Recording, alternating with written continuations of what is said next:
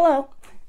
So today, I haven't made a video in a while, and that's because I've been going through a lot of stuff in my life. For instance, I'm sick, as you can kind of hear, but I just wanted to sort of get back on making videos again, so that I don't sort of lose momentum. And so what's been going on is I've decided to sort of take the next step in my own personal, spiritual voyage by quitting some behaviors and some things that I was doing previously. And one of the things that I decided to do is to stop smoking weed. Now, I'm not going to say I've quit smoking weed. Okay? I haven't smoked weed, and it's been almost 3 days. I know that might sound kind of pathetic to you, only 3 days, but it's been really, it's not been easy, let's put it that way. It's not been easy. So all these different things are going on at the same time with me. I'm starting to get sort of like the impression, that I need to quit smoking so that I can sort of get to that next level of spirituality and growth. I just got the impression very much that even though I have a prescription for medical cannabis, and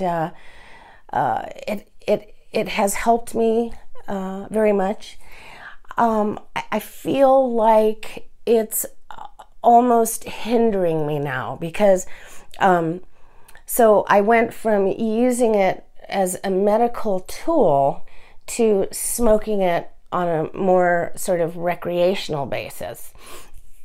And that's what really sort of caused me to start being in this state where I couldn't really get any further in my spiritual growth. I was up, I was climbing to a certain point, and it was great, but I just seemed like I was stuck there, and I just couldn't get any further. And I just got this niggling feeling, sort of pressure on me that I needed to look at my pot smoking, and not just my pot smoking, but I needed to look at why I'm smoking pot. And now in my life, some of you, those of you who probably don't know, in my personal life, I'm an alcoholic. I can't drink. I can't drink alcohol. I can't drink liquor. I can't drink wine. I can't drink, period. Because I'm an addict to it. I just get addicted to it. I've been sober. I quit drinking, gosh, maybe like, I don't know, maybe like 28, 30 years ago, and I haven't touched a drop since. Thank God. And so I had that addiction, plus I also smoked cigarettes. For about 33 years, I smoked cigarettes. I smoked like a train. Okay.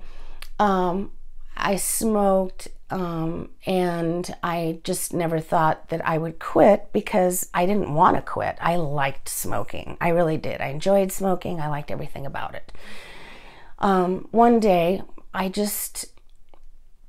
don't know, it wasn't doing it for me anymore. And it wasn't just that it wasn't doing it for me anymore. It was a little bit further. It started to have the opposite reaction that I started using it for.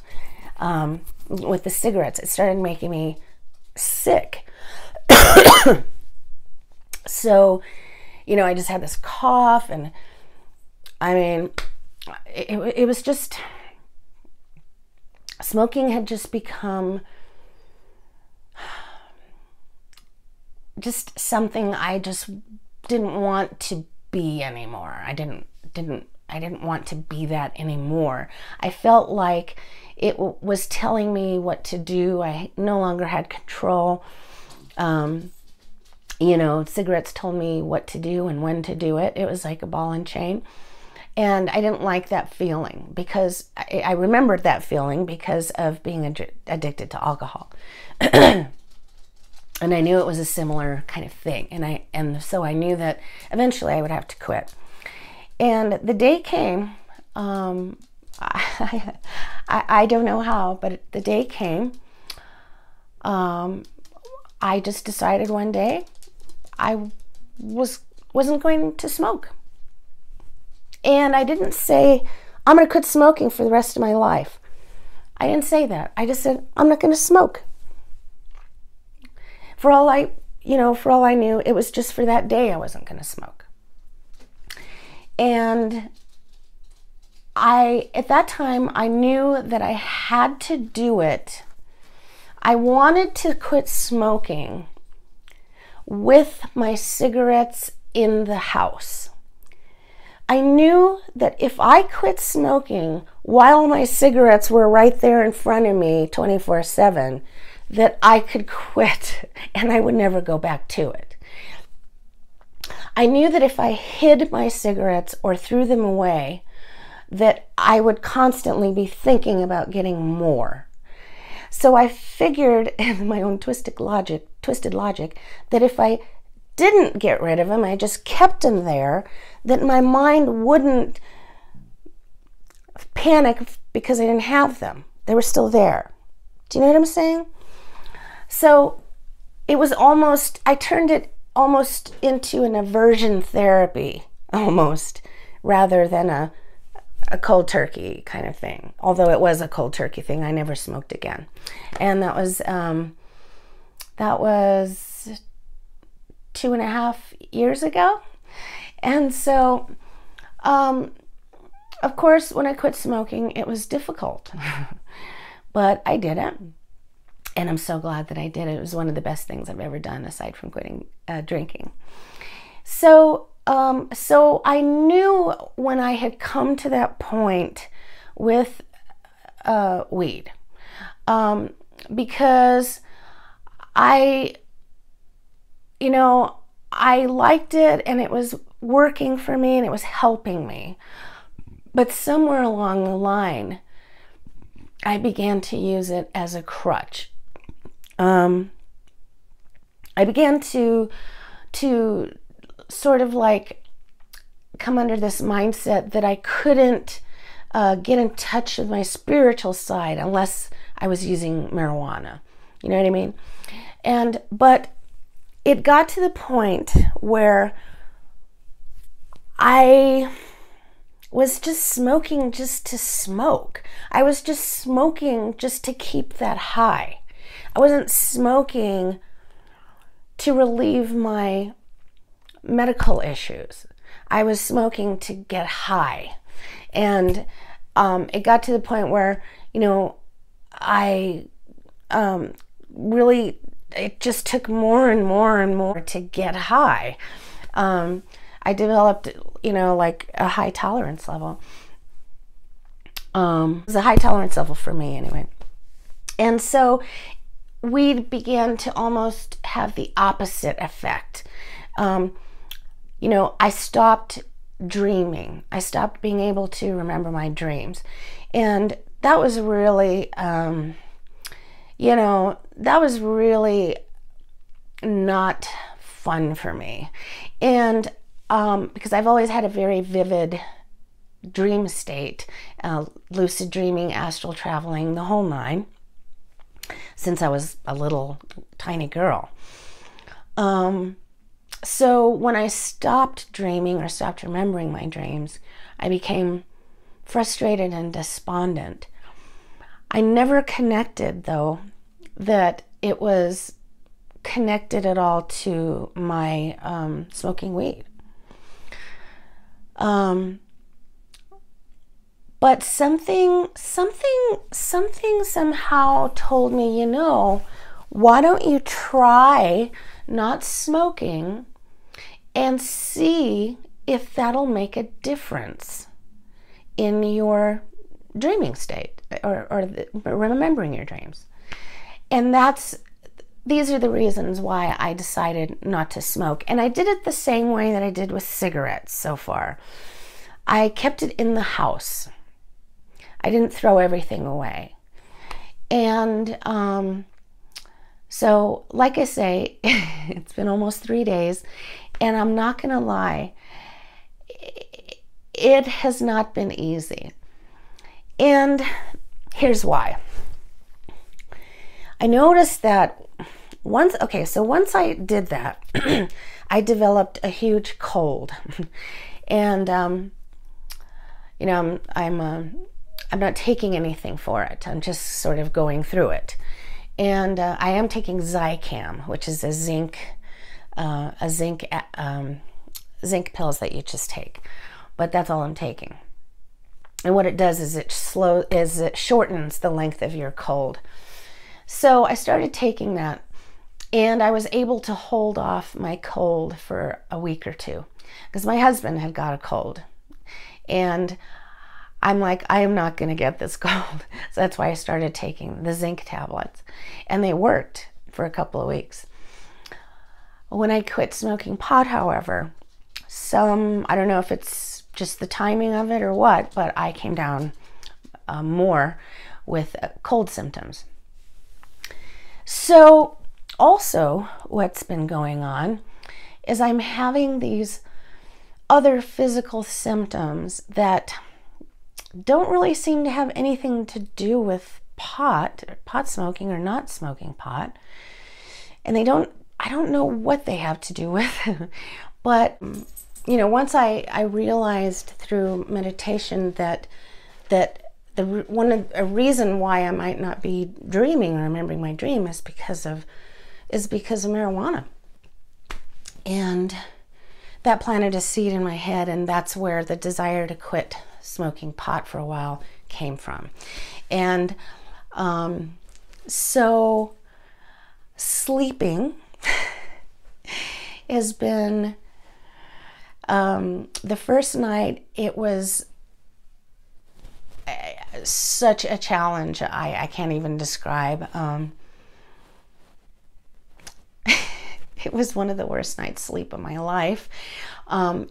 Not just because I wasn't smoking marijuana, but also because I had a cold and I had a fever.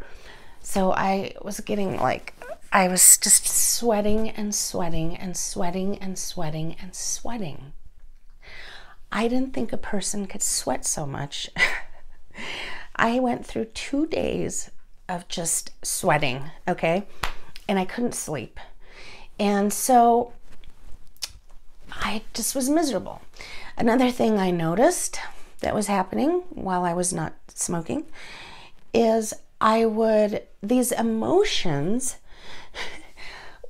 inside of me would come up from out of nowhere. Like, in other words, I could be watching TV with my husband, or I could be playing SimCity on my iPhone, or smelling some Lush product to do a review, and some emotion would bubble up to the surface. It was panic and anxiety. And it would just bubble up to the surface, and I wouldn't know what to do. And so I just let it out. And so I spent like the last 48 hours looking probably like a crazy person because, you know, every few hours I just burst into tears for no reason. Well, it was for reason. And that's the other thing I was getting to. these things would bubble up to the surface. And the things were, they were like old, deeply rooted, held belief structures that I had in my being, belief structures that I had about myself. And they would bubble up to the surface and like show themselves, and like spirit would say, okay, do you want to mask this with something, or do you want to feel it and let it go and get rid of it? And so I said to myself, okay, man, I said, okay. I told my husband, I'm just going to feel every emotion that bubbles up to the surface and deal with it. And if that means I'm crying half the time, then that's what it fucking means. And, right? I didn't care. So I just kept all these sort of, I noticed a lot of the things that would bubble up to the surface were childhood issues. That was what was so surprising. You know, things that I wasn't even aware that were inside of me. Things about self-worth. Things about being abandoned, and you know, I would get these huge washes of like I was just abandoned somewhere, and this panicking and anxiety would rise up, and I would just start crying, and then once I did that, and would really feel the pain and feel the crying, once I did that, I would always get some idea afterwards of what that was about. Like the feeling would come over me. I would like just cry and, you know, feel the feelings. And then after, when I just was spent and I couldn't cry anymore, I would get some little idea about what that was that I just went through. And so this has been happening nonstop for almost 3 days now. Coupled with the fact that I have this cold and I'm sweating. Okay, so that first night was just, it was a bust. It was, no sleep was going to be happening that night. And so I just relegated myself to that. I just said, you know what? Okay. And my husband was cool too. He's like, you're not going to be able to sleep. I get it. You know, and so, I just tossed and turned and watched videos and read, played games and stuff like that. And eventually, I think it was around 4 o'clock in the morning, I think I fell asleep from exhaustion. And then I woke up around 6. The second night, which was yesterday, last night, I went to sleep and I had an easier time of it. I was still sick and sweating and, you know, just sweating and sweating, but I wasn't as like wide awake, you know. I was a little more relaxed. And so eventually I fell asleep. It still took me a lot longer to fall asleep than I usually do. So eventually I fell asleep around 12:45 in the morning. And when I woke up, however, about 7 o'clock in the morning, I remembered my dream. I remembered part of a dream. And I could also remember dreaming a lot. I just couldn't remember all the details. I knew that I dreamt. I knew I did. I just couldn't remember all of it. And there was a lot. I could tell there was a lot, but I couldn't remember all of it. But what I did remember, it wasn't good. It wasn't a good dream. I'll tell you. I dreamt I was at a party, and everyone I knew, like my relatives and stuff, were there. And it was kind of dark. It was like in the den or something. It was a party. Everyone was drinking. And I saw off in the, like in the other room, I saw my uncle. And and someone had my uncle's arm, like they were helping him walk. And my uncle had one of those that blind people use. It was a walking stick. And he had these glasses on. And I could tell by the way that he was walking that he couldn't see. And the people were helping him to be able to see. And I looked at him, and he stopped right in front of me. And then they went to the left and went into the kitchen. And then I had another dream that I remembered, again, of my uncle. And this time, he was sitting in a chair, and he was going blind because of his diabetes. And I remembered this. And now when I first woke up, I went, oh my God, did I dream? I did. I dreamt, but I couldn't remember.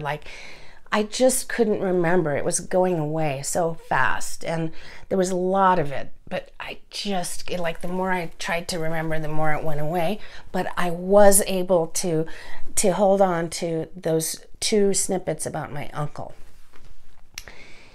And so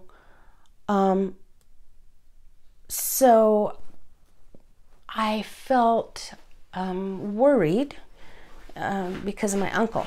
Now, my uncle does have diabetes, so that was worrisome to me.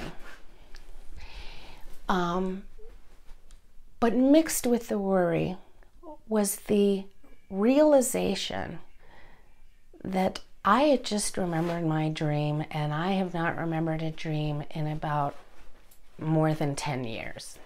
So I was really excited. So then the next day happened, and I just found it very difficult to ground on anything that second day. I couldn't concentrate, and I couldn't focus on anything. I just sort of walked around the house all day long, not doing anything really. I sat outside a lot in the sun. Here where I live, we're blessed with gorgeous weather. Blue sky, no clouds, no wind, no rain, no cold, just sun and blue sky. And it was 65 degrees. And I just stayed outside as much as I could possibly stay outside while still being able to communicate with my family. And there was just something about being outside that made it easier. So I meditated, and when I meditated, I didn't know what to expect. I thought, well, I'll probably have a great meditation, or I don't know. And it turned out I had a good meditation, but I didn't really, I don't even know what you would call it. If there's such a thing as a lucid meditation, like there's dreaming, and then there's lucid dreaming, and then there's astral traveling. I feel I had what I would call a lucid meditation. Where I'm not in the astral, I'm communicating with beings and myself and like loved ones, but I don't see them. I just feel them, and I don't hear them talking to me, and I don't see them talking to me. I just feel what the idea that they're giving me is about, if that makes sense. And so that was what my meditation was about. And in my meditation, I wound up crying a couple of times profusely because some emotion or past incident came up again, and out of nowhere during my meditation, and I was just all in my feels, just feeling it. So I went through that. So now this is the I think it's the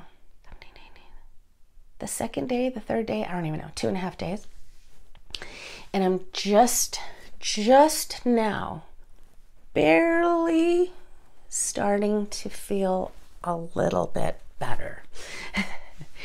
I still have this, that I'm getting rid of this cold, but the sweating, the confusion, the just general unrest is waning a little bit, so that I'm starting to feel a little bit better, a little bit. And like I say, I didn't start out saying to myself, I'm going to quit smoking pot. Where I was coming from is that I need to get to know myself for the first time without any crutches. So I've always had either a drink in my hand or a cigarette in my hand, or now, pot in my hand, a joint in my hand. And I wanted to feel what I felt like naked without any crutches. Now, I will say this, I'm still taking medication for my anxiety and bipolar medication. I plan, however, on quitting my medication, not all of it. I take 6 different medications. I plan on quitting 4 or 5 of them. And I'm doing it only with the doctor's care. I couldn't believe the synchronicity that happened last week. I started having the idea of quitting pot and quitting the different medications that I have. And I knew that I had to do it. I knew I couldn't do that by myself. I knew I had to do it under a doctor's care. So the day after that, I had a doctor's appointment. So I walk into my doctor's appointment and I said nothing, okay? I said nothing. I'm just listening to my doctor tell me, what the blood tests show and my blood pressure and all the tests. And the next thing I hear him say, I hear him saying, and what was he saying? I hear him saying something about, and turmeric and black pepper will make it so where you won't need to be on naproxen. And he was saying, and this, I can't remember what it was now, this blah, blah, blah, you'll be able to sleep without your sleep medication and your anxiety medication. And it really sort of works to, and I went, what? Did you just say something about a replacement for my medication? And he says, yes. And I said, for my bipolar medication, my antidepressants? And he says, yes. He says, I've had success with many patients with this other therapy. It's holistic therapy. And I said, I mean, to me, this was a synchronicity because I was just thinking about it and then I didn't say anything to him and here he is talking to me about it. So I told him, I said, that you're bringing this up and I actually would like to look further into getting off my antidepressants. And he said, yeah, I can help you do that. And I said, great. So I said, not right now, maybe in a couple weeks we can meet about it and start making a plan. So I thought that was interesting. And so I just thought I should make this video just saying what's been going on and what I've been doing. And I I don't want to give the impression to viewers, people who are watching this video, I don't think marijuana is bad. And, you know, I just think that right now is not the time for me to be getting high. Maybe later, but right now is not the time to get high. Right now, I need to be concentrating on getting all of these sort of holes in my soul and all of these sort of dirty parts about me and all of these low vibrational mind structures about myself. I need to clear all these first. I need to look at all of this and begin to understand it, and you know, understand where I have these you know, holes, and instead of trying to fill them with something else, just try to investigate and feel it and move through it that way. And so that's what I'm trying to do. And who knows, eventually I probably will quit, start smoking again, but right now, no. And so I just wanted to make that video and tell you about my experiences. And also another thing, when I was meditating, this is something new that's been going on, and tell me if you've ever experienced this in your meditations or at any other time. So when I meditate two different ways. Sometimes I'll meditate just regular, and sometimes I'll meditate with something over my eyes so that I can't see any light. And I actually found these, I believe it was on Amazon, or maybe not, maybe it was on a website. I was watching a spiritual video, and this girl was talking about meditating, and she was talking about this mask. It's like a sleeping mask, but she said she uses it for meditation because it literally blocks out all light. All light. It's just pitch black, so much so that you could open your eyes while wearing this mask and it would be pitch black. And that's what I wanted. So sometimes when I meditate, I wear this. And I was doing that today. So I put this over my face, and I'm sitting there, and I'm getting into the vibration. I'm breathing, and I'm, you know, trying to raise my vibration. And all of a sudden, now my eyes aren't open yet. My eyes are closed. I'm wearing the mask, but my eyes are still closed. And I start to see flashing. It's a light that's sort of mildly strobing. And the light seems to be coming from me or from inside my vision, you know what I mean? And I thought, well, that's really weird because I have my eyes closed and I have this blackening thing. Where am I seeing this light from? And why is it strobing and flashing like that? So it took about 5 minutes of playing around with this until I realized, and I believe this now, until I realized the light is coming from within me. Okay, I'm not seeing it outside. It's coming from within me. And that's why, you know, it doesn't change if I take it off or anything, it just stays the same. So I thought, that's awesome. I don't know what that means, but I think it's kind of awesome. And so yeah, those are the things that have been going on in my life. So let me know how you're doing, and if you can relate to any of these things, and if there's anything that you've tried that's been working for you lately in your meditations and your spiritual journey, go ahead and leave a comment down below. I'd love to hear it. And so thanks so much for watching. I really appreciate it, and we'll talk to you soon on the next video. Bye-bye.